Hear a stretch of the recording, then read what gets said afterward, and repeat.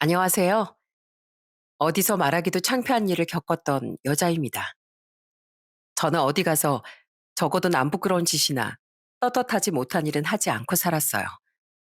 남들보다 그렇게 능력이 뛰어나지도 잘나지도 않은 제게 그건 스스로를 사랑할 수 있게 만들어주는 자긍심의 근원이었죠. 그런 제게 어디 가서 말하기도 창피한 일이란 완전한 남의 이야기였는데요. 아무리 내가 똑바로 산다고 한들 그런 일이 사람을 가려서 찾아오는 게 아니더라고요. 물론 신중히 상황을 살피지 못한 제 잘못이 중요한 작용을 하긴 했지만요. 그래도 이젠 기억 저편으로 많이 내던져 버릴 수 있게 된 그 이야기를 지금부터 여러분께 들려드릴게요. 저희 친가 쪽은 제가 어릴 적부터 사이가 좋았습니다. 저희 집과 두 고모는 장남인데다 할머니를 모시고 살던 큰아빠 집에서 자주 모이곤 했죠. 자상하고 듬직했던 큰아빠는 자식들과 조카들에게 인생에 대한 조언을 많이 해주셨어요. 물론 어른으로서 당연히 해주실 수 있는 말이지만 괜히 귀 기울여 듣게 됐던 이유가 하나 더 있었어요. 그건 바로 큰아빠가 그 어려웠던 시절에 일찍 돌아가신 할아버지를 대신해 동생들을 다 공부시키고 난 뒤 뒤늦게 대학을 나와 자기 사업까지 성공시키며 자수성가한 분이기 때문이었죠. 큰아빠의 회사는 그리 크진 않아도 안정적으로 어깨에 뿌리를 내리고 나중엔 지방에 지사도 하나 낼 정도로 속이 옹골찬 기업이었어요. 그렇게 친가의 기둥 같았던 큰아빤 제가 대학을 졸업하고 취업을 한 뒤에도 늘 관심을 잊지 않으셨습니다. 제가 그래도 강소기업이라고 불리는 더 크고 탄탄한 회사로 전보다 많은 연봉을 제안받으며 사회생활 5년 뒤 이직에 성공했을 땐 크게 칭찬도 해주셨죠. 기특하구나. 몸값을 높이고 좋은 회사에 갔다는 그 사실 자체가 아니라 그러기 위해 꾸준히 노력한 네 시간과 노력이 말이다. 뿌듯함을 느꼈던 전 이번 회사에서도 더 발전하며 열심히 일해야겠다고 다짐했습니다. 그런데 전 회사보다야 연봉도 높고 회사도 크다지만 직장 스트레스의 진또배기는 사람이라고 하지 않습니까? 제가 이직한 회사는 알고 보니 내부의 파벌 싸움이 판을 치는 곳이었더라고요. 대기업이나 큰 중견기업도 아닌 그 작은 회사에서 사람들이 얼마나 편을 가르고 헐뜯던지요. 그로 인해 아래 직원들과 파벌 싸움엔 관심이 없던 다른 직원들만 새우등이 터져갔죠. 게다가 윗선에 썩어서 고여가는 인물들만 많아서인지 소위 말하는 꼰대 문화도 너무 심했었어요. 그 회사의 윗선들은 회식을 거의 사랑하는 수준이었는데 한 번 하면 3차까지 무조건 달리던 그 회식에 빠지기라도 했다간 얼마나 갈굼을 당했는지 모릅니다. 이봐, 얼굴이 좋네. 어제 중요한 집안일이 있다고 감히 내가 주최한 회식에서 빠지더니만 밤에 두 발 뻗고 잠 되게 잘 잤나 봐. 회식을 빠진 사람을 다음 날에 불러 대놓고 망신 주기, 은근히 업무 몰아주기, 아니면 같은 보고서의 수정을 10번도 넘게 시키기 등 회식을 빠진 직원에겐 보복이 돌아오는 경우가 부지기수였어요. 딱 오묘하게 법에 걸리지 않을 정도로만 괴롭힌 거죠. 아니면 잦은 회식 미참석자인 경우 승진해서 누락되는 경우도 대부분이었어요. 저도 몇 번 피치 못할 사정으로 회식을 빠졌다가 괴롭힘을 당했었기에 이후론 쓰러질 것 같아도 그냥 회식에 참석하곤 했습니다. 미정아, 너 괜찮냐? 어제 다크서클이 턱 밑까지 내려왔다. 지금 회사가 그렇게 사람 힘들게 한다더니 회사 때문이야? 내 큰아빠 자꾸 회식에 불러대니까 피곤해서 업무 집중도도 떨어지더라고요. 그래서 야근이 늘게 되고 야근 안 하는 날엔 또 회식 가고 너무 힘들어요. 평소에도 직장 사람들 파벌 싸움 하는 거 눈치 보느라 스트레스도 심하고요. 그런데 왜 안 그만둬? 저희 회사가 안타깝게도 이쪽 업계에선 나름 영향력이 있는 곳이거든요. 괜히 못 견디고 나갔다가 꼰대 상사들이 업계에 이상한 말 퍼뜨릴까봐 무섭기도 해서요. 그리고 무엇보다 일도 아닌 사람 문제 때문에 그만두면 괜히 제가 지는 것 같아서 바득바득 버티고 있어요. 그렇게 회사 때문에 파김치가 되어가던 제게 큰아빤 염려 어린 말을 건네셨어요. 그리곤 제 대답을 듣고 녀석 참 근성은 있네. 강하다 하고 웃으셨죠. 저는 정말 근성 하나로 그 회사에서 버티고 버텼어요. 그렇게 버티면 언젠간 볕들 날이 있겠거니 하면서요. 하지만 그 짓을 7년을 해도 고여서 썩어 있던 윗선과 무엇보다 대표가 그대로니 전혀 바뀌는 게 없더라고요. 결국 스트레스로 인한 원형 탈모와 위장병을 달고 살던 전 퇴사를 결정했습니다. 같은 업계 소문이고 지고 이기고 나발이고 우선 저부터 살아야겠다 싶어서요. 또한 변화해가는 세상에 발맞춰 바뀔 기미가 보이지 않던 그쪽 업계에 큰 회의감을 느끼고 있기도 했었죠. 미정이 이제 쉴 만큼 쉬고 재취업 자리 구하고 있다더니 잘 되고 있어? 아니요, 큰아빠. 제가 세상을 너무 쉽게 봤나 봐요. 이제 원래 어깨 말고 다른 쪽 어깨로 방향을 바꿔보려고 이곳저곳 이력서를 넣고 있는데 36짜리 중고 신입을 받아준다는 곳이 생각보다 없네요. 그래서 다시 원래 어깨 쪽 회사들에도 이력서를 넣어봤는데 요즘 취업 시장이 워낙 얼어붙어서 그것도 힘들더라고요. 공백이 길어지면 그만큼 취업도 더 힘들어질 텐데 걱정이에요. 퇴사 후 한 달 정도 휴식을 취한 전 다시 재취업 준비에 돌입했습니다. 하지만 그게 마음처럼 쉽지가 않아 전 퇴사 후 거의 10달 가까이 초조하게 백수로 지내야 했어요. 그런데 할머니 생신이라 큰아빠 댁에서 모였던 어느 날 큰아빠가 평소처럼 제 안부를 물으시더군요. 그리곤 제 대답을 들으시더니 정말 감사한 제안을 해주셨어요. 그래, 어차피 원래 어깨를 떠나서 중고 신입으로 다시 시작할 생각이면 너희 큰아빠 회사에 이력서 넣어볼래? 물론 마침 뽑고 있는 부분이 계약직이긴 한데 열심히 하면 정규직 전환도 시켜줄 수 있어.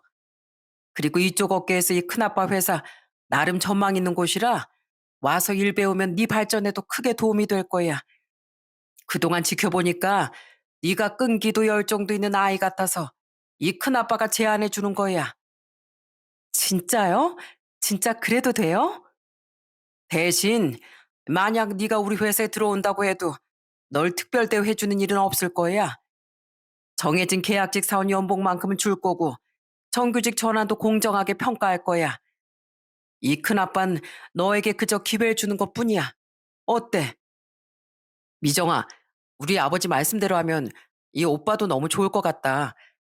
우리 회사 진짜 직원들 간 분위기도 좋고 성장할 기회도 많은 곳이라고 자부할 수 있거든. 당시 큰아빠 회사에서 이사로 재직 중이던 사촌 오빠도 적극적으로 제게 권유를 해줬습니다. 저는 그렇게 감사한 마음으로 큰아빠의 회사에 출근하게 됐어요. 그리고 제가 먼저 절대 회사에서 우리가 가족관계임을 밝히지 말아달라고 부탁했죠. 열심히 일해서 정규직이 될 자신도 이후로도 좋은 직원이 될 자신도 있어요. 근데 괜히 그게 혈연 때문이라는 오해는 받고 싶지 않아요. 우리도 동의하는 바란다. 그게 널 진짜 위하는 길인 것 같으니까 말이야. 전 처음 발을 들인 이쪽 업계 일을 배우며 회사에도 잘 적응하기 위해 정말 열심히 일했습니다. 바닥부터 배우고 다지며 회사 업무를 익히고 관련 자격증을 따기 위해 퇴근 후엔 학원도 다녔죠. 다행히 사촌 오빠 말대로 회사 내부 분위기가 너무 좋았기에 비록 몸은 힘들지만 마음은 하나도 힘들지 않았어요. 그리고 그런 저를 좋게 봤는지 늘 음료수도 사주고 응원도 해주던 사람이 있었습니다. 미정 씨, 좀 쉬엄쉬엄해요. 사람이 하늘도 한번 보고 목도 좀 축이는 시간이 있어야 일머리도 더 잘 돌아가죠. 아, 매번 감사합니다, 과장님. 커피 잘 마실게요. 저야말로 고맙죠. 미정 씨가 들어온 후론 저희 부서 분위기도 더 활기차졌다니까요. 늘 제일 일찍 출근해서 직원들한테 씩씩하게 인사도 해주시고 회사 업무도 모자라 스스로 하는 공부에 자격증 준비까지 다들 미정 씨 보면서 좋은 자극들 많이 받고 있어요. 정말요? 좋게 봐주셔서 감사해요. 그냥 전 남들보다 늦게 다시 시작하는 만큼 두 배로 노력해야 그나마 따라갈 수 있는 것 같아서요. 같은 상황에 놓인다고 해도 그걸 머리로는 알지만 미정 씨처럼 행동으로 실천하는 사람은 드물 겁니다. 미정 씨 정말 멋있는 사람인 것 같아요. 그 사람은 바로 저와 같은 부서에서 일하던 저보다 2살 많던 과장님이었어요. 다른 직원들보다 유독 저를 더 챙겨주는 모습을 보고 저는 '아, 이 사람이 나한테 관심이 있구나.' 하고 깨달았어요. 저도 나이도 있고 연애 경험도 있는 다 큰 성인인데 그 시그널을 어떻게 몰랐겠습니까? "저기 미정 씨, 우리가 본지 그렇게 오래되진 않았어도 다른 직원들 평판을 보면 알겠지만 저 성실하고 괜찮은 남자입니다. 조금 섣부른 감이 있긴 하지만 망설이다가 미정 씨를 다른 사람에게 빼앗길까 봐 자꾸 조바심이 났어요. 그래서 이렇게 용기 내서 고백하는 겁니다. 저한테 제가 어떤 사람이고 얼마나 좋은 남자인지 보여드릴 수 있는 기회를 주세요." 과장님은 평소 업무도 성실히 수행하고 위아래 상관없이 모든 직원에게 다정한 분이었습니다. 때문에 과장님이 제게 호감을 보이면서부터 저도 마찬가지로 호감이 가더라고요. 그리고 큰아빠 회사에 들어간 지 7개월쯤 지났을 때부터 우린 만남을 시작하게 됐죠. 그렇게 1년이 조금 넘게 연애를 했던 어느 날 남자친구는 제게 청혼까지 했습니다. "너도 이제 나이가 30대 후반이고 난 이제 40에 접어들었어. 그러니까 더 늦기 전에 우리 안정적인 가정을 꾸리지 않을래? 난 너랑 함께라면 어떤 어려움이 있어도 헤쳐나갈 수 있을 것 같아. 그리고 하루빨리 결혼해서 더 늦기 전에 나 우릴 닮은 아이도 가지고 싶어." 솔직히 좀 이른 감이 있는 것 같아 고민이 됐습니다. 사람 일은 모르는 일인지라 저는 적어도 최소 한 해 이상은 더 지켜보고 싶었거든요. 하지만 워낙 제 동생의 아이나 사촌 언니, 오빠 아이들을 예뻐했던 저였다 보니 아이 얘기에 마음이 흔들리더라고요. 결혼하면 아이는 꼭 낳고 싶었던 제가 생물학적으로 지금 당장 아이를 가진다고 해도 이른 나이는 아니었으니까요. 또한 연애 중 지켜본 남자친구는 타고난 사랑꾼에 배려심 가득한 사람이었기에 저는 부모님께도 터놓고 상의를 해봤습니다. 이런 일엔 어른의 의견이 중요하다고 생각했거든요. 사람은 성실하고 좋다고 주위 평판도 좋고 그럼 부모님은 뭐 하시는 분인데 듣기만 했는데 아버님은 오빠가 8살 때 이혼하시고 연락이 끊겼대요. 그래서 어머님이 혼자 시장에서 생선 장사를 하면서 외아들인 오빠를 키우셨나 봐요. 그래, 네 할머니처럼 고생을 많이 하신 분이겠구나. 그럼 그 사람이 자기 어머니한텐 잘하는 것 같아? 네, 늦으면 늦는다. 저녁 식사는 하셨냐? 뭐 이런 통화도 자주 하고 가끔 어머님 드린다고 먹을 거나 꽃을 사서 들어가기도 하더라고요. 그런 효자 같은 모습이 좋아 보여서 더 진지하게 이 결혼에 대해 생각해 보게 된 거예요. 그래, 자기 부모에 대한 고마움을 잘 아는 사람이라면 인성은 된 사람 같구나. 회사 직원들 평판도 좋고 너한테도 잘하고 어른 공경도 할 줄 아는 사람이라면 이 엄마랑 아빠 나쁘지 않다고 생각한다. 주위 얘기를 들어보면 꼭 오래 만난다고 해서 잘 사는 것도 아니고 짧게 만났다고 해서 못 사는 것도 아니더라고. 제게 긍정적인 말을 해주신 부모님은 나중에 은근슬쩍 큰아빠께 남자친구에 대해 물어보신 모양이더군요. 나중에 회사에서 마주친 큰아빤 다른 직원들 몰래 제 옆구리를 쿡 찌르며 놀리셨죠. "너 왜 이 큰아빠한테 임 과장이랑 연애한다고 말을 안 했어?" "뭐야, 큰아빠가 그걸 어떻게 하셨어요?" "이놈아, 결혼 이야기까지 오갈 정도면 진지한 사이라는 건데 이 큰아빠한테 언제까지 숨길 수 있을 줄 알았어? 너희 아빠가 임 과장이 어떤 사람이냐고 나한테 물어보더라. 그래서 사람 괜찮고 성실하다고 말해줬지. 이 큰아빠가 네 연애 소식 듣고 얼마나 놀랐는지 알아? 아휴, 회사에서 비밀 연애 중이니까 큰아빠한테도 비밀로 한 거죠. 큰아빠, 이거 민호 오빠한테 아직 절대 말하면 안 돼요. 다른 직원들한테도요. 내가 큰아빠인 것도 모르는 사람들한테 내가 뭐라고 떠드냐. 안 해. 나중에 진짜 결혼하게 돼서 청첩장 돌릴 때 되면 어련히 네가 알아서 얘기하겠지. 민호한테야 뭐 조심하마. 꼭이요. 알게 되면 분명 민호 오빠 지나갈 때마다 다른 직원들 모르게 저 놀리고 싶어서 입이 아주 근질근질할 거라고요. 회사 이사식이나 되는 사람이 나이도 43이나 돼가지고 얼마나 초딩 같은지. 민우가 어릴 때부터 워낙 널 예뻐했잖니. 널 아끼니까 그러는 거지. 아무튼 이 큰아빤 대충 찬성이다. 그런 어른들의 말씀에 저는 드디어 결혼 생각을 굳혔습니다. 제 승낙의 남자친구는 진짜지? 고마워 미정아. 와, 이 임종호 드디어 장가 간다. 하고 소리치며 방방 뛰기까지 하더군요. 이후 우린 먼저 남자친구네 집에 인사를 드리러 갔습니다. 그때 절 반겨준 남자친구 어머니는 자신이 얼마나 힘들게 남자친구 키웠는지, 자신이 얼마나 외아들에게 애착이 강한지 구구절절 하소연하듯 말씀하셨죠.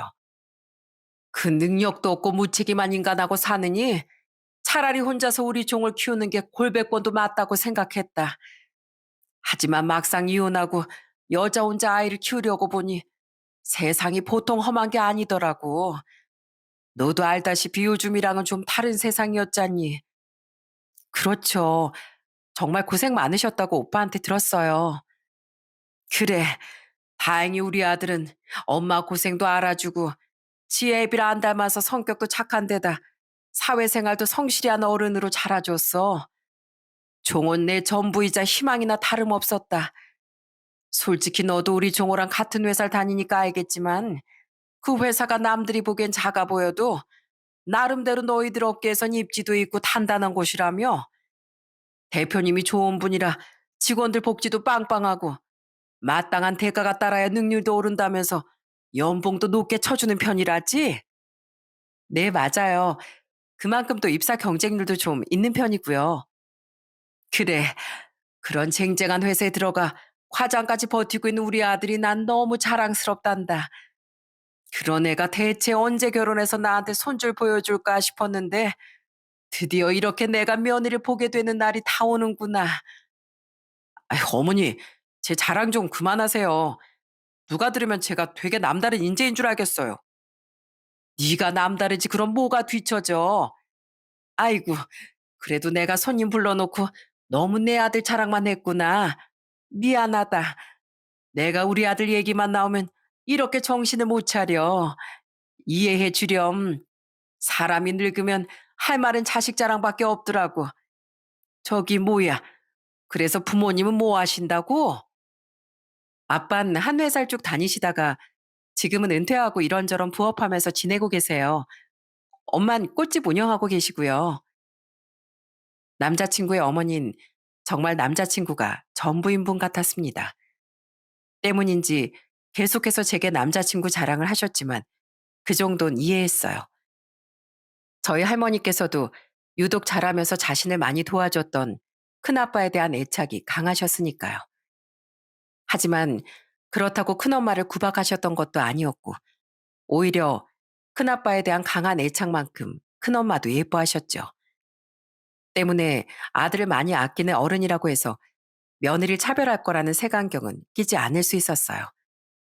또한 그날 봤을 때만큼은 무례하거나 경우가 없는 분도 아니었고 제게도 잘해주셨기에 저는 그저 저희 할머니처럼 강하고 존경스러운 분이라고만 생각했습니다. 그렇게 남자친구 집에 다녀온 후 우린 저희 집에도 인사를 드리려고 했어요. 하지만 하필 저희 부모님이 주말마다 친구분들 관련 행사나 경조사 참석이 겹쳐 우린 3주 뒤에 주말에야 저희 부모님과 만날 약속을 잡게 됐죠. 그리고 전 그날 부모님께 인사시킨 후 남자친구에게 큰아빠에 대해 말도 할 생각이었어요. 다른 직원들에게야 웬만하면 오래도록 비밀을 지키고 싶었지만 결혼할 사람에게 언제까지 그 사실을 숨길 수는 없었으니까요. 그렇게 시간이 흘러 저희 부모님께 인사드릴 날까지 나흘 정도 남았던 어느 날이었습니다. 오빠, 왜 이렇게 오늘 표정이 어두워? 어디 아파? 아프긴 아무 일도 아니야. 아무 일도 아니라고? 그러기엔 옆에서 쭉 보니까 계속 표정이 어둡던데?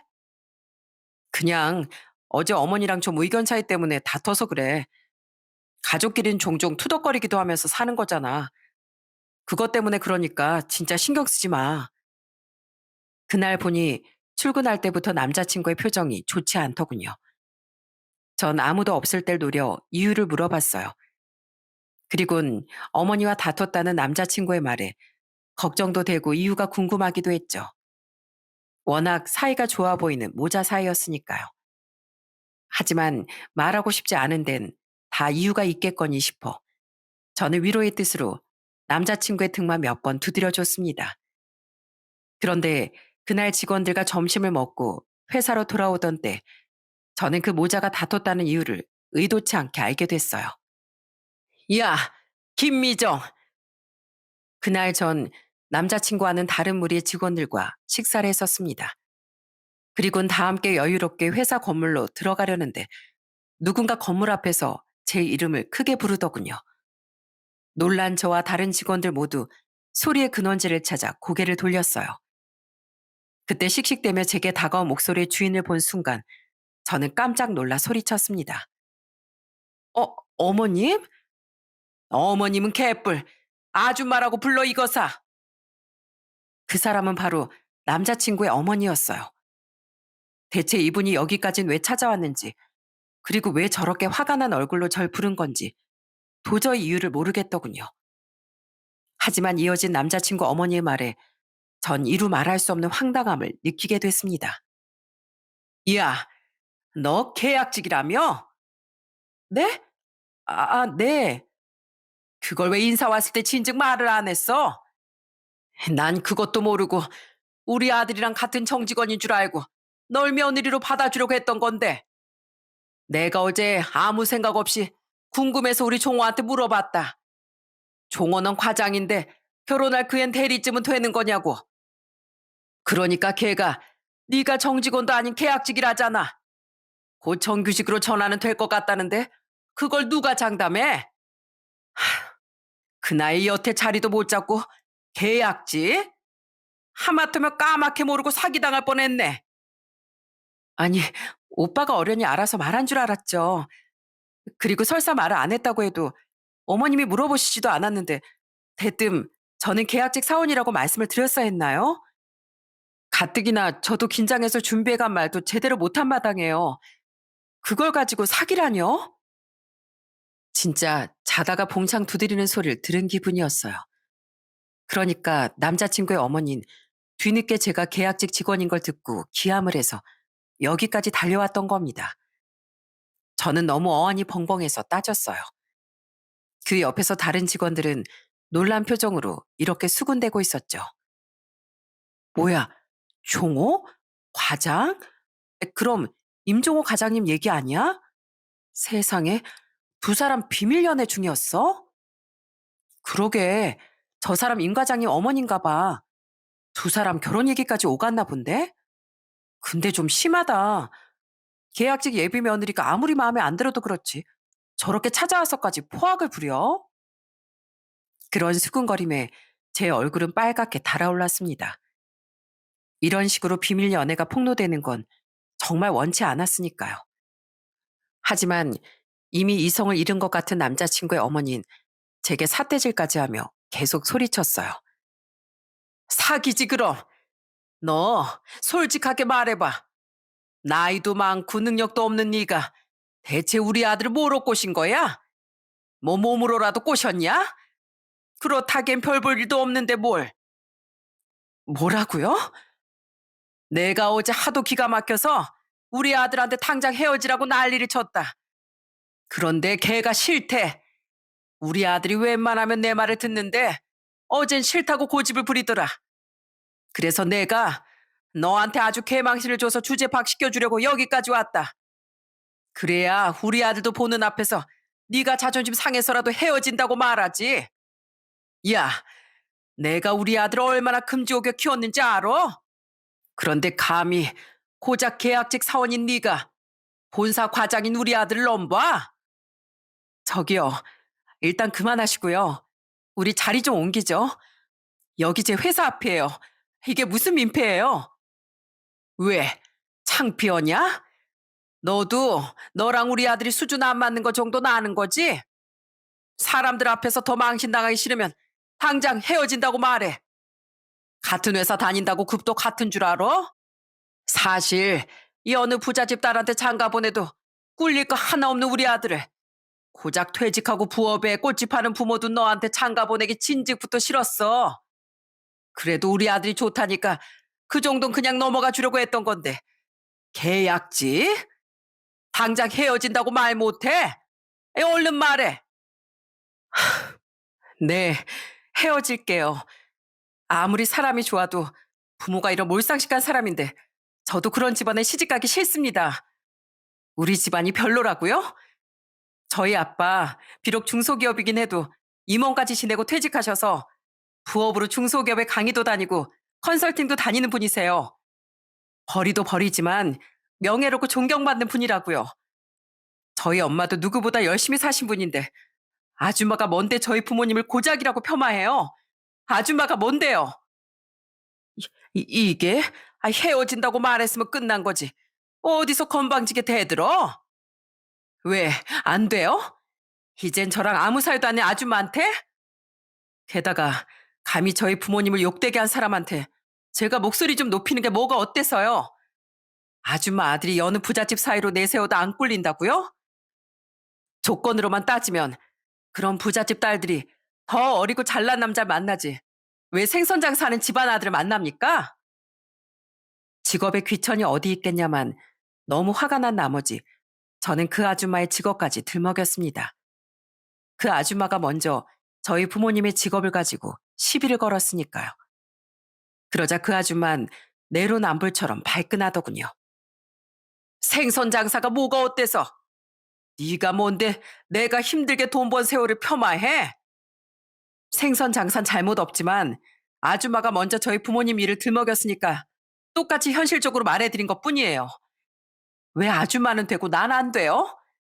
아줌마, 아줌만 지금 제가 아니라 아줌마 아들 얼굴에 먹칠한 거예요. 알아요? 미정이 너 말 한 번 잘했다. 그런데 그 순간 그 아줌마의 뒤쪽에서 누군가 등장하더군요. 그 사람은 바로 잔뜩 화가 난 표정의 저희 큰아빠였어요. 그리고 큰아빠의 뒤로 보인 건 얼굴에 핏기가 싹 사라진 채 경악을 하고 있던 남자친구였죠. 아마 다른 직원들과 식사를 하고 반대쪽 길에서부터 회사로 걸어온 모양인데 표정을 보니 그 난리통을 다 보고 들은 것 같더라고요. 그 와중에 자기 엄마를 말릴 생각은 않고 그렇게 경악을 하며 보고만 있었다는 사실이 더욱 열이 받았습니다. 그런 이런저런 짧은 생각을 하던 와중 큰아빠는 제 옆으로 와서 제 어깨를 감싸셨어요. 그, 그쪽은 뭡니까? 뭐야, 대표님이잖아. 대표님이 미정 씨한테 왜 미정이라고 부르시지? 그 아줌만 분노가 가라앉지 않은 말투로 큰아빠에게 물었습니다. 그리곤 저희 주위에서 수군된 다른 직원의 말을 듣고 순식간에 얌전한 표정이 됐죠. 대표? 그쪽이 우리 아들 회사 대표님입니까? 이거 신뢰가 많았습니다. 전 이 회사 다니는 임종호 과장 모친되는 사람인데요. 사적인 볼 일이 좀 있어서. 예, 뒤에서 다 들었습니다. 제가 이 회사 대표도 맞고요. 그런데 가만 보니 더 이상 그냥 듣고만 있을 수가 없어서 제가 이렇게 나선 겁니다. 당신이 뭔데 우리 미정이한테 계약직이니 뭐니 삿대질하고 무시합니까? 당신이 뭔데 미정이 부모까지 무시해요? 저 아까부터 미정이 하시는데 얘랑 무슨 사이라도 되십니까? 아무리 사적 친분이 있다고 해도 그렇지 왜 회사 대표라는 사람이 고작 계약직 사원 하나를 이렇게 감싸세요? 그 아줌만 다른 직원들처럼 어리둥절한 표정으로 묻더군요. 그리고 이어진 큰아빠의 말을 듣고 그 아줌마와 자리에 있던 직원들 모두 경악을 했어요. 제가 우리 미정이가 원해서 웬만하면 말을 안 하려고 했는데 보호자로서 더 이상 가만히 있을 수가 없네요. 예, 제가 미정이랑 무슨 사이라도 됩니다. 제가 미정이 아빠 형 되는 사람이에요. 미정이 큰아빠라고요. 내 조카가 지금 이런 모욕을 당하고 있는데 내가 나서서 감싸주지도 못합니까? 그리고 임종호 과장, 내 진즉 자네랑 우리 미정이 사이는 알고 있었고 자네를 좋게 보고 결혼도 응원해줬네. 그런데 내가 사람을 단단히 잘못 봤구만. 이런 상황에서 어떻게 아내 될 사람을 감싸주지 못할 망정 멀뚱멀뚱 서서 몸만 사리고 있나? 대표님이 미정이 큰아버지시라고요? 아니, 전 그냥 당황해서. 어디서 변명질이야? 난 무책임하게 변명만 늘어놓는 사람이 일적으로도 사적으로도 제일 싫래. 당장 와서 자네 모친 데리고 가지 못해? 화가 머리 끝까지 난 큰아빤 저를 감싸며 슬쩍 뒤로 빠져있던 남자친구에게 호통치셨습니다. 저와 큰아빠의 관계에 다른 직원들보다 더 크게 놀란 남자친구는 말도 제대로 하지 못하고 입만 뻐끔댔어요. 그러다 큰아빠가 한 번 더 소리를 치자 그제야 허둥지둥 달려와 자기 엄마를 질질 끌고 가더라고요. 아, 네, 네. 아이, 진짜. 어머니, 제가 미정이랑 분명 안 헤어진다고 말씀드렸죠? 그런데 왜 여기까지 와서 사람을 망신 주세요? 이렇게 사람 많은 데서 미정이한테 상처 주고 결혼 깨뜨리면 그게 진짜 절 위한 일이라고 생각하셨어요? 이건 오히려 절 매장시키는 일이라고요. 이해. 너희 엄마한테 소리 지르는 거니? 엄만 그냥 네 장래를 위해서. 이게 무슨 절 위한 거예요? 그리고 방금 들으셨죠? 미정이가 대표님 조카라는 거요. 세상에, 대체 이게 무슨 날벼락이에요? 이번 일로 저 대표님한테 찍히면 어머니가 책임지실 거예요? 얼른 좀 나오세요. 그러니까 진짜 저 사람이 대표고 미정이 제 큰아버지라는 거지?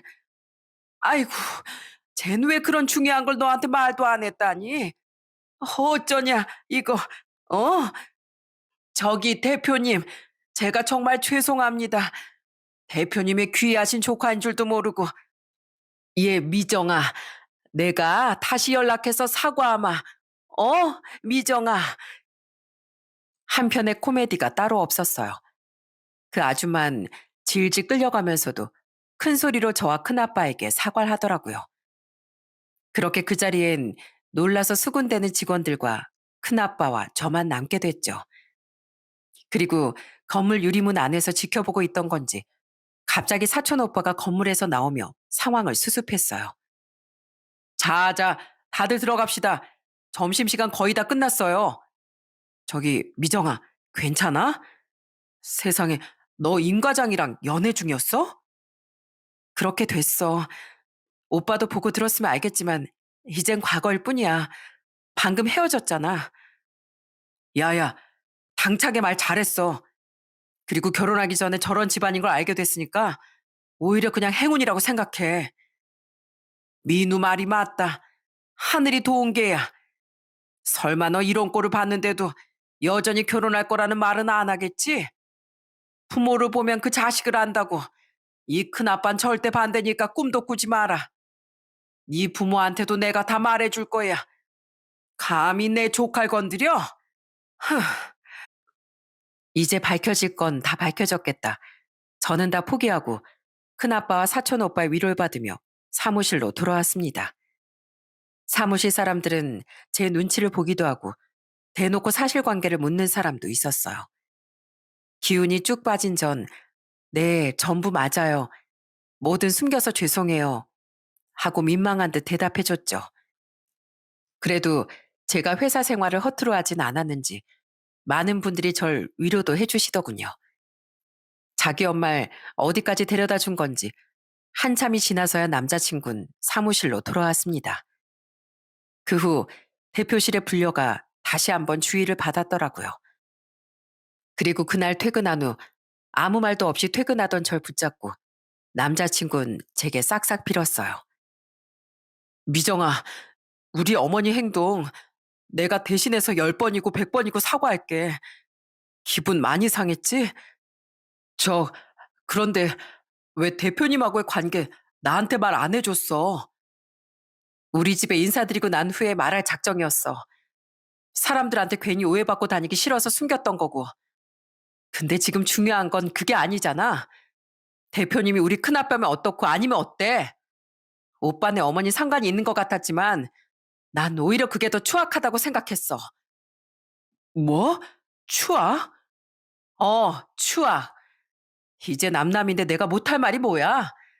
나 오늘 절대 원하지 않는 방법으로 내 비밀 다 까발려지고 망신도 당했어. 게다가 인격적 모독까지 당해서 오빠조차도 지금 꼴도 보기 싫어. 아까 오빠 어머니한테 내가 했던 말 들었지? 우린 이제 아무 사이 아니니까 이건 놔. 아니, 미정아, 고작 우리 어머니 실수 한 번으로 나랑 헤어지겠다고? 내가 이렇게 사과하잖아. 어? 그리고 우리 어머니도 자기가 너무 경솔했던 것 같다고 너한테 사과하고 싶으시대. 당장 오늘 저녁에 오셔서 사과하겠다는 거 우선 내가 말렸어. 네 마음을 내가 먼저 풀어주는 게 먼저일 것 같아서. 미정아, 우리 그동안 사이 좋았잖아. 어? 내가 정말 잘못했어. 어머니도 두 번 다시 못 그러게 할 테니까 그만 화 풀어. 계약직 며느리 끔찍하게 싫다던 분이 대표 조카인 걸 아니까 곧장 사과를 하겠다고? 그런 진심도 아닌 속보이는 사과 한 대도 거절이야. 그리고 내가 오빠 엄마한테만 실망한 것 같아? 오빠 아까 보니까 다 보고 있었으면서도 창피해서 몸 사리고 있더라. 결혼 전에도 그러는데 결혼하고 나서 오빠가 과연 가정을 지켜줄 수 있을까? 아, 아니, 그건 너무 놀라서 그만. 이제 안 그럴게. 내가 그걸 어떻게 믿어? 아니, 그러거나 말거나 이젠 싫어. 난 한 번 아니면 끝까지 아닌 사람이야. 하나를 보면 열을 알 수 있다고 믿으니까. 그러니까 이건 나 진짜. 경찰 부르기 전에. 끈덕지게 매달리는 남자친구. 아니 그놈을 저는 매몰차게 뿌리쳤습니다. 그렇게 끝인 줄 알았건만 그 뒤로도 계속 그놈은 사과를 하며 매달렸어요. 회사 내에선 다른 직원들 눈치에 기가 팍 죽어 있다가도 사람들이 없을 땐 자꾸 제게 말을 걸어댔죠. 큰아빠께 죄송해서 더 이상의 소란을 피우기도 싫고 이 인간을 어떻게 끊어내야 하나 골치가 아프더군요. 한편으론 어떻게 보면 저 사람도 피해자인데 남은 예정을 생각하니 안 됐다 싶을 쯤 저는 제 연민이 참 쓰잘데기 없는 짓이었다는 걸 알게 됐습니다. 미정아, 엄마랑 기분 전환하러 가자. 엄마가 예쁜 옷도 사주고 밥도 사줄게. 소란이 일어난 지 일주일하고도 며칠이 지났던 주말, 전 엄마와 함께 아울렛에 가게 됐어요. 그래도 오랜만에 엄마와 쇼핑도 하고 맛있는 것도 먹으니 침울했던 기분이 환기되는 것 같았죠. 하지만 엄마와 후식 커피를 먹기 위해 찾은 카페에서 저는 다시 기분이 확 잡치고 말았어요. 자, 아, 어때? 맛있어? 너무 맛있다, 오빠. 자, 오빠도 그건 바로 저와 엄마의 눈앞에 나타난 전 남자친구 때문이었습니다. 그런데 그놈은 웬 여자와 함께 카페 테이블에 앉아 커피를 마시고 서로의 입에 케이크도 먹여주고 있더라고요. 순간 아주 더러운 촉이 딱 꽂히더군요.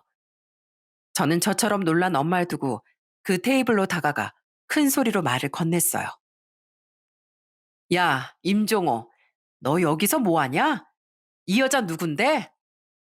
어, 어? 미정아, 네가 여긴 어떻게고 나발이고 이 사람 누군데 너랑 케이크를 앙 하면서 먹여주네 만회하고 있냐고. 저기요, 그쪽 누구세요? 네? 저 종호 오빠랑 결혼할 사이인데요. 그쪽은 누구세요? 결혼할 사이요? 기가 막혀서 진짜. 전 이 자식이랑 얼마 전까지 결혼할 사이였다가 헤어진 사람인데요. 네? 그놈은 절 보며 당황한 나머지 포크까지 툭 떨구더군요. 그놈에게 물어봤자 솔직한 대답이 나올 것 같지 않아 저는 상대쪽 여자에게 묻곤 기가 막힌 대답을 듣게 됐죠. 그러니까 그렇게 저 아니면 안 된다고 매달렸던 그놈은 자세히는 모르겠지만 양다리를 걸치고 있었던 겁니다. 제 말을 듣고 표정이 일그러진 그 여자의 반응을 보니 그 여자 또한 모르는 일인 것 같더군요. 그리고 그 여잔 갑자기 벌떡 자리에서 일어나더니 자신의 앞에 있던 냉커피를 그놈에게 쫙 뿌려버렸어요. 이 망할 자식. 야, 너 내가 다시 연락했을 때 여자친구 없다고 했잖아. 그래서 내가 너랑 다시 8개월이나 만났던 건데. 뭐? 결혼할 여자가 있었어? 그래서 내가 계속 결혼하자, 결혼하자 해도 차일피일 미뤘던 거야? 뭐 이런 쓰레기가 다 있어. 너 또 연락하면 내가 가만 안 둘 줄 알아? 대차게 소리친 그 여잔 가방을 들고 카페를 나가버렸습니다. 그런데 그놈은 그 여자를 쫓아가지 않고 제게 변명을 하고 있더라고요. 8개월을 만나셨어? 이거 진짜 시궁창 같은 놈 아니야? 그러면서 왜 나한테 매달린 건데? 아니, 알겠어. 다 걸린 마당에 그냥 솔직하게 말할게. 사실 쟨 예전에 만나던 여자친구인데 미정이 너랑 만나던 당시 다시 만나자고 연락이 왔었어. 난 진짜 너 좋아했거든. 근데 우리 어머니가 자꾸 능력 있는 여자 만나야 한다고 세뇌시키듯이 말씀하시니까 너와의 미래에 대해 고민이 됐던 것도 사실이야. 고민? 그래. 솔직히 나도 나이가 있는데 마누라 될 사람 능력을 바라는 건 당연하잖아. 제가 성격은 좀 별로여도 직장은 꽤 괜찮았거든. 그래서 우선 둘 다 만나면서 선택해 보려고 했는데 내 가슴이 원하는 건 역시나 미정이 너더라. 그래서 결국 너랑 결혼하기로 결정하고 어머니께 소개도 시켜드렸던 거야. 어머니가 네가 계약직이니까 헤어지라고 말했을 때도 어머니랑 다퉈가기까지 하면서 거부한 날 봐. 이제 알겠어? 내가 얼마나 너한테 진심이었는지? 그걸 지금 어필이라고 하고 있는 거야? 바람을 피운 주제에? 그냥 현실적인 고민 때문에 잠깐 저울질한 거지. 내 마음은 쭉 너였다니까? 너를 얼마나 사랑했으면 더 좋은 조건도 포기하고 어머니랑도 싸우면서 너랑 결혼하려고 했겠어. 그럼 지금까지 저 여자랑은 왜 만났는데? 어? 그건, 아, 오늘 헤어지려고 만났던 거야. 하도 기가 막혀서 캐물었지만 그놈의 입에서 나온 말은 갈수록 황당해질 뿐이었습니다. 저는 이놈이 가만히 있어주니 사람을 물러보나 싶어 그놈 앞에 있던 케이크를 접시째로 들어 그놈 얼굴에 뭉개버렸어요. 그리곤 입안에 들어간 케이크 때문에 으붑거리기만 하던 그놈에게 악담을 퍼부어줬죠. 헤어지려고 만났다는 놈이 아울렛에 쇼핑을 오고 케이크를 서로 먹여주고 있냐? 나랑 결혼하고 나서도 넌 분명 날 기만하고 저 여자를 가지고 놀았을 거야. 이 하수구에끼 물곰팡이보다도 못한 놈아. 어디서 이런 별 그지 같은 게 내 인생에 끼어들어선? 야, 너 인생 똑바로 살아. 알았냐? 회사에서 감히 고개 쳐들고 다닐 생각도 하지 말고. 저는 차마 이곳에 적지 못할 쌍욕까지 덧붙여 퍼부어준 뒤 뒤에서 조용히 분노하고 있던 엄마에게 그만 가자고 말했습니다. 하지만 엄만 그대로 가기엔 분이 풀리지 않으셨나 보더라고요. 엄만 잠시 두리번대더니 이내 그놈 앞에 놓여있던 냉수 한 잔을 집어드시더군요. 그리곤 아직 케이크 때문에 퇴퇴거리고 있던 그놈의 입에 대고 그 물을 뿌려버리셨어요. 어우, 목 막히지? 물 마셔라 이 씹어먹을 놈아. 그제야 속이 좀 시원해졌는지 엄만 절 데리고 그곳에서 나오셨습니다. 엄마의 꽃집 명함을 카페 직원분께 건네드리며 죄송하다는 말과 혹시 청소 비용 등 변상할 일이 있으면 꼭 연락 달라는 말을 남기신 채 말이죠. 그 후 그놈은 며칠 동안 제 눈치를 보다 회사를 아예 그만둬 버렸습니다. 그동안 그놈은 사람들 몰래 자신의 이야기를 회사에 퍼뜨릴 거냐고 최근에 대곤 했어요. 물론 이딴 놈에게 양다리 당했단 사실이 치욕스러워 입 밖으로 뱉을 생각도 없었지만 그놈이 너무 괘씸한 나머지 이렇게 대답하곤 했죠. 하든 말든 내 마음이니까 그만 좀 물어봐. 그러게 진즉 인생을 떳떳하게 살지 그랬냐? 그런 제 대답에 그놈은 제가 진짜 회사에 소문을 퍼뜨릴까봐 겁을 먹었나 보더라고요. 그랬으니 대뜸 사표를 내자마자 그만둬 버린 거겠죠. 그런데 그놈이 회사를 그만둔 지 이틀 뒤 그놈의 엄마가 또 회사로 절 찾아와 소리치더군요. 이야, 너 대체 네 큰아빠한테 뭐라고 했냐? 어? 뭐라고 했길래 우리 아들이 회사에서 잘리기까지 했어? 네가 뭔데 우리 아들이 이런 꼴로 만드냐고? 잘리긴 누가 잘려요? 자기 발로 그만두고 나갔구만. 뭐? 거짓말 하지 마. 분명히 네가 뒤에서 술을 쓴 거지? 이 교활한 기집애야. 진짜 모자가 아주 세트로 사람 짜증나게 하네. 내가 진짜 창피해서 말 안 하려고 했는데 아줌마 아들 양다리 걸쳤던 거 알아요? 나랑 결혼한 애 만회하면서도 전 여친인가 다시 만났었다고요. 심지어 나한테 미안하다고 그렇게 싹싹 빌어대더니 그 와중에도 그 여자랑은 케이크 앙 하고 먹여주면서 아주 신이 났습디다. 내가 그걸 우리 엄마랑 같이 직접 목격했어요.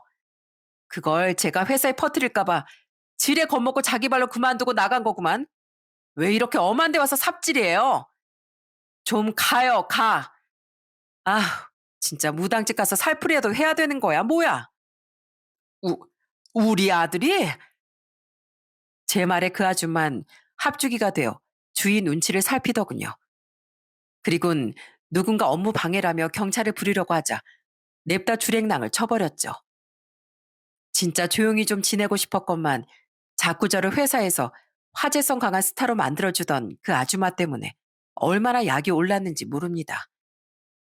그 뒤 들려오는 소식도 없고 딱히 제가 소식을 묻고 다니지도 않아 그놈이 어떻게 지내는지 모릅니다. 그날 그놈 모친이 회사에 찾아온 일로 그놈의 실체에 대한 소문은 회사에 쫙 퍼졌었어요. 게다가 같은 어깨 바닥에도 꽤 소문이 파다하게 났다는데 그럼에도 불구하고 그놈이 어딘가에서 죄취업을 성공했는지 아니면 생판 다른 어깨로 떠났는지 그것도 아니면 여태 백수인지 전 모를 일이죠. 하지만 그런 놈을 제 인생에 잠시나마 끼워줬다는 기억조차 전부 다 잊어버리고 싶어 전 지금은 완전히 신경을 끄고 씩씩하게 살아가는 중입니다. 그놈이 회사를 떠난 뒤 저는 2년의 계약직 기간을 마치고 정규직으로 무사히 전환됐어요. 그때 큰아빠와 친척지간인 것이 알려져 사람들이 색안경을 끼고 보진 않을까 걱정했는데 다행히 다들 제 노력을 인정해 주더라고요. 그래도 혹시 모르는 일이니 저는 큰아빠의 얼굴에 먹칠하지 않기 위해서라도 남들보다 더 일찍 출근하고 더 늦게 퇴근하며 조금이라도 일을 많이 하려고 애쓰는 중입니다. 회사에서 우리 미정이만 보면 내 마음이 참 흐뭇해. 내 가족이 회사에서 누구보다 타의 모범이 되는 직원이니 말이야. 민우 너 혹시라도 나태하게 굴면 후계자 자리 당장 미정이한테 넘길 테니까 긴장해라. 아이쿠, 네네. 미정아, 우리 이제 라이벌이야? 큰아빤 그런 제가 기특하다며 칭찬을 해주시곤 합니다. 그 옆에서 사촌 오빤 긴장해야겠다며 너스레를 떨곤 하죠. 물론 말도 안 되는 이야기인 건 당연히 잘 알고 있고 조금이라도 특혜를 받고 싶은 털끝만큼의 사심도 제겐 없어요. 그저 제가 힘들 때 손을 내밀어준 큰아빠를 위해서라도 나중에 사촌 오빠가 회사를 물려받는다고 해도 이 회사를 위해 열심히 충성을 다할 생각입니다. 결혼이야 뭐 제 팔자에 결혼이 있다면 언젠간 하는 거고 아니면 마는 거지 하는 생각으로 살고 있죠. 그래도 누군가를 또 만나게 된다면 그때 나이고 뭐고 서두르지 않고 최소 2년은 넘게 진득하게 지켜볼 생각이에요. 그래야 같은 실수를 반복하지 않을 테니까요. 요즘 세상은 무작정 항상 솔직하기보단 누구나 사회적인 가면 하나씩은 쓰고 살아가는 것 같습니다. 우울한 사람이 밝은 모습의 가면을 쓰고 있다든지 정 많은 사람이 자신을 보호하려고 까칠하고 냉담한 가면을 쓰고 있다든지 등등 말이죠. 그리고 그들 중 가장 위험한 사람은 당연하게도 멀쩡하고 선량해 보이는 가면을 쓰고 있지만 실제로는 추악하고 더러운 민낯을 가진 제 전 남자친구 같은 부류인 것 같아요. 그러니 여러분께선 저처럼 뒤늦게 알아채고 분노하기 전에 미리미리 조심하며 사람을 잘 걸러내시기 바랍니다. 알아가고 가까워지는데 너무 조급해하지 말고 아주 신중하게 말입니다. 세상에서 가장 조심해야 하는 존재는 안타깝게도 사람이니까요. 그럼 전 이만 여기서 인사드릴게요. 끝까지 들어주셔서 감사합니다.